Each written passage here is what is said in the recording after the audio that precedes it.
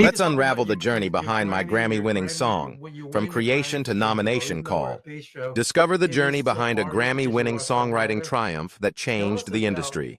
Unveiling my Grammy journey, from songwriting inception to the thrilling nomination moment. How it ended up in the studio, the producers, everything about it, and then getting that call saying that, by the way, we're being nominated.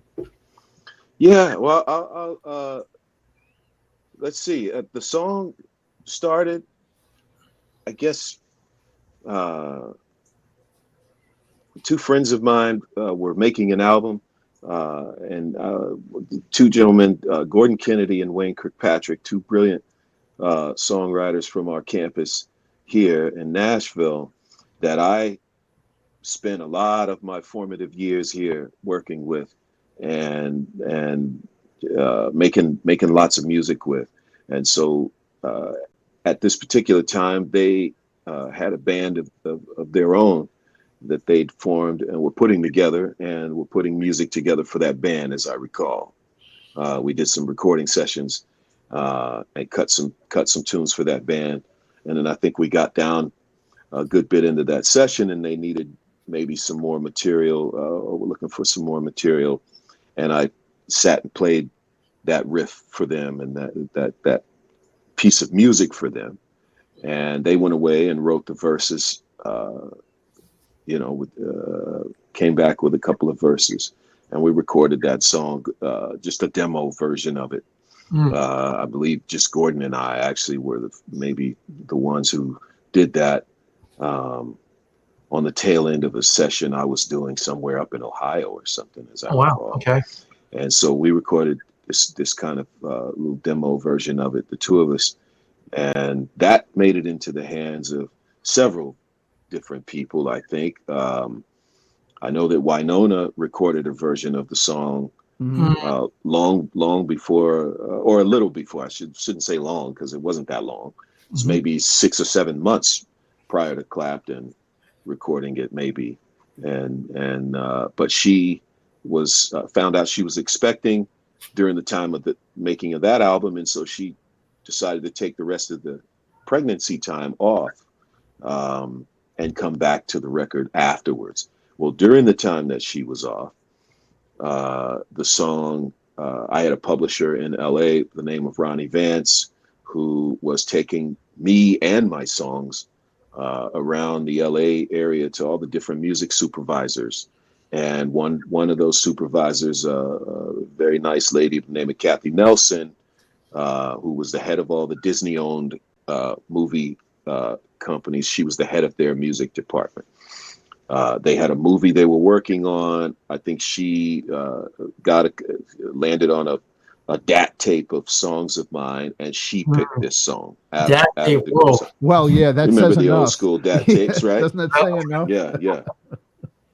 So she was the one that sort of zeroed in on this song, and got a hold of my publisher Ronnie, and wanted to subsequently meet with me at some point, and so that all happened within weeks, I guess. And she told me her ideas about the song, and she had the idea that she would get Eric Clapton to record it, and she would get Babyface to produce it. That's some idea, isn't it? Yeah. These were all some like of the you first just things that listening she to said. that. Yeah.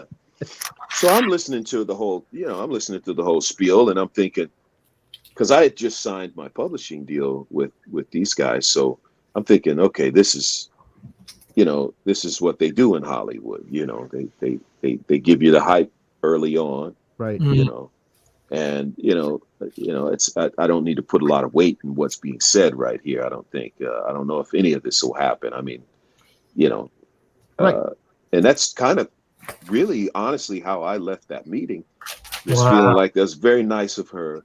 It's very complimentary of her to say these things about my music, and throwing out these big names and stuff like that. I hope it happens. And if there wasn't a secondary choice, maybe this, maybe that, she went right for it. She said those two specific guys. Yeah. And she referenced a movie that she was Yeah. in the middle of making, although she never said what movie that was at the time. Right. You know? Okay.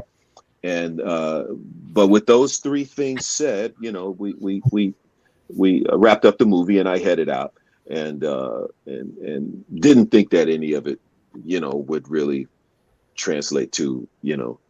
I just thought, yeah, it would be really cool if all that actually happened. But Right. I don't. There could have been a secondary and a Yeah, tertiary name and a yeah, third-rate producer. It could have been anybody. It wouldn't matter. yeah.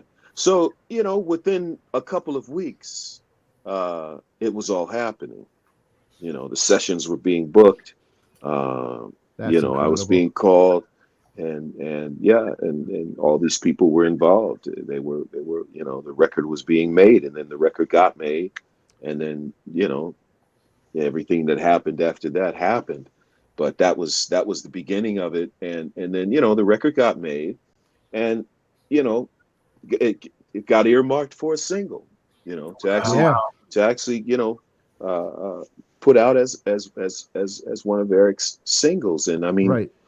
I think the public, you know, the public had been in love with Eric Clapton for, you know, Decades. certainly a while, Yes, quite a while. since particularly since he had lost his precious Right. son, you know, in that horrible situation. Yeah, it was. And so I think, you know, I think the public was just there for Eric in general, you know, Yes. and he put this record out, and they just embraced it, you know. They embraced it, but I almost feel like they may have embraced any record he put out, you know, Sure. in But that time. I But think when we but- spoke before the interview, he always pivots. yeah, And, Right. but How that song's long? a pivot. Yeah. How long? What was the process from songwriting to Grammy? How long was that? A year, 2 years, 3 years? You're publishing. I mean, what was the process? yeah, something like that, you know. I want to say this must have been around, you know, 95,